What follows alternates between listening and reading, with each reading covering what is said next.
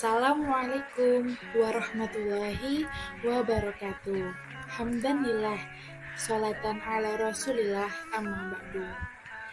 Hai, perkenalkan, saya Reza Masinda dari kelas 1F Psikologi Islam, Fakultas Usuluddin Adab dan Dakwah, UIN Sayyid Ali Rahmatullah Tulungagung. Nah, di sini saya akan menjelaskan materi tentang ilmu hadis riwayah dan dirayah. Nah, sebelum kita mengenal lebih jauh, mari kita pahami dasarnya terlebih dahulu. Teman-teman harus bisa ya membedakan jika ilmu riwayah itu adalah hadisnya, sedangkan dirayah itu adalah ilmu hadisnya.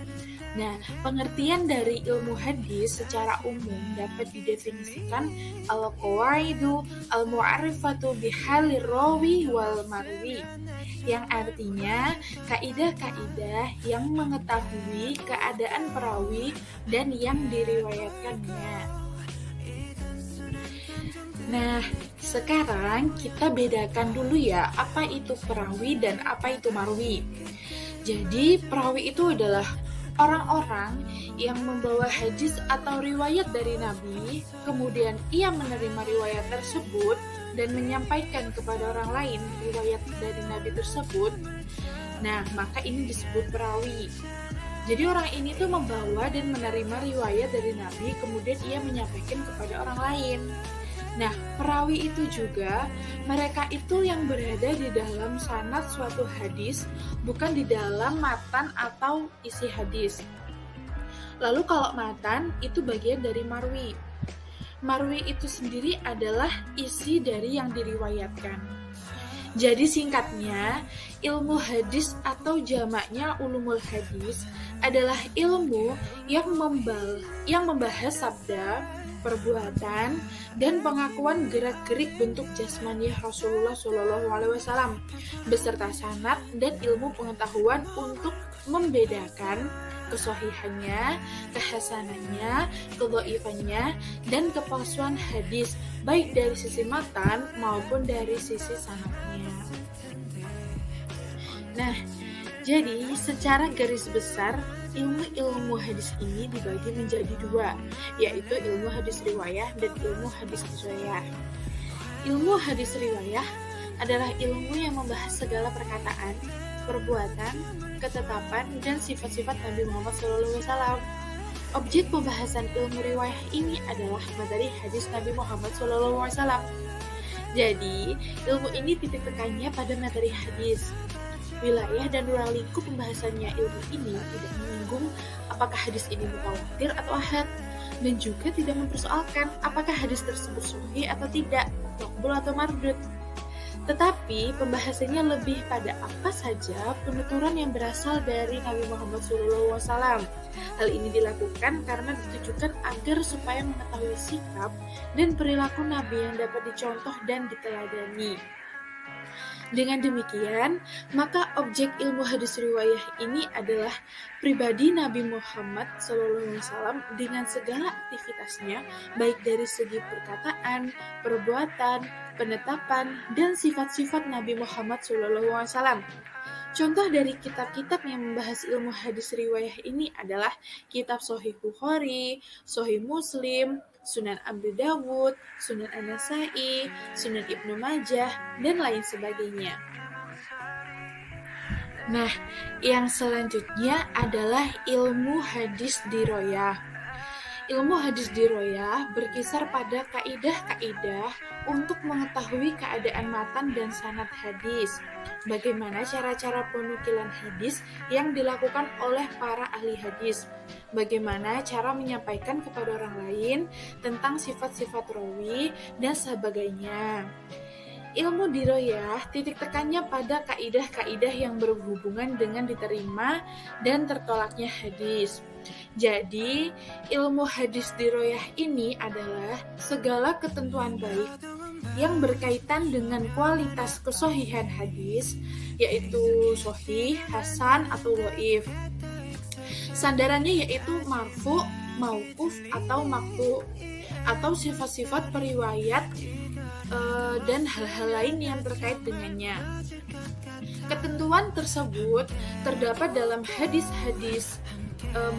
ketentuan tersebut terdapat dalam kitab-kitab hadis yang disusun oleh para ulama hadis.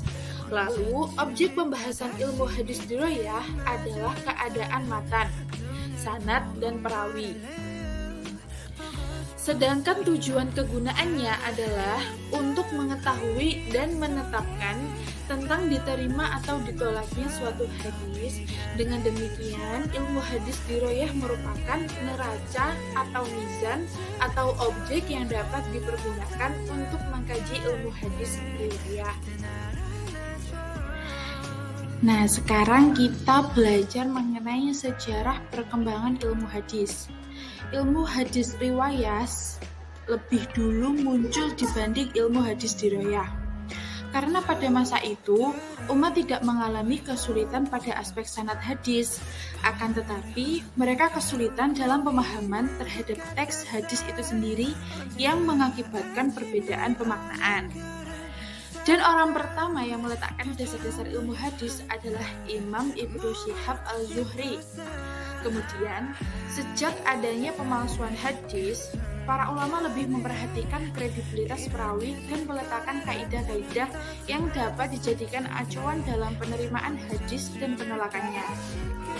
Ilmu hadis lahir ketika hadis sudah terkodifikasi pada abad kedua Hijriah, dan rintisan ilmu hadis terjadi pada abad ketiga Hijriah. Dalam kitab Ar-Risalah karya Al-Syafi'i, sebenarnya telah dibahas kaidah-kaidah tentang periwayatan, namun masih bercampur dengan kaidah ushul fikih. Demikian pula, dalam kitab juga tertulis kaidah yang berkaitan dengan cara penyelesaian hadis-hadis yang bertentangan, tetapi masih bercampur dengan fikih. Nah, itu artinya ilmu hadis sudah tampak, namun belum menjadi disiplin ilmu yang berdiri sendiri. Nah, yang selanjutnya yaitu sejarah sesudah generasi Al-Syafi'i abad ketiga Hijriah, yaitu banyak para ulama yang menulis ilmu hadis. Siapakah saja itu? Yang pertama ada Ali bin Al-Madini yang menulis kitab Makhtalif Al-Hadis. Yang kedua, Ibnu Qutaibah yang menyusun kitab At-Ta'wil Mukhtalif Al-Hadis. Yang ketiga, ada Imam Muslim dalam muqaddimah kitab Shahihnya. Yang keempat, ada Al-Tirmizi menulis Al-Asma wa Al-Kuna. Dan yang kelima, ada Muhammad bin Sa'ad menulis At-Tabaqat Al-Kubra. Dan yang terakhir, ada Al-Bukhari menulis tentang rawi-rawi yang lemah dalam kitab Al-Du'afa. Penulisan ilmu hadis secara lebih lengkap baru terjadi ketika Al-Qadhi Abu Muhammad Al-Hasan bin Abdurrahman Al-Ramahurmuzi menulis buku Al-Muhaddis Al-Fasil Bayin Al-Rawi wa Al-Wa'i. Kemudian disusul Al-Hakim Al-Nasyaburi menulis Ma'rifah Ulumul Hadis. Al-Khatib Abu Bakar Al-Baghdadi menulis kitab Al-Jami' lil Adab, Al-Syaih wa Al-Sami, Al-Kifayah fi Ulmi Ar-Riwayah, dan Al-Jami' li Akhlaq Al-Rawi wa Adab Disami. Nah, setelah kita tahu perbedaan ilmu hadis riwayah dan ilmu hadis dirayah, kita juga harus tahu apa itu faedah mempelajari ilmu hadis. Jadi, hadis itu dijadikan sumber hukum Islam selain Al-Quran.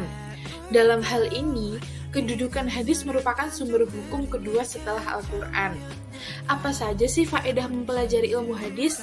Yang pertama, kita meneladani akhlak Nabi Muhammad SAW baik dalam hal ibadah maupun muamalah secara benar. Yang kedua, menjaga dan memelihara hadis Nabi dari segala kesalahan dan penyimpangan. Yang ketiga, melaksanakan syariat sesuai dengan sunnah Nabi SAW.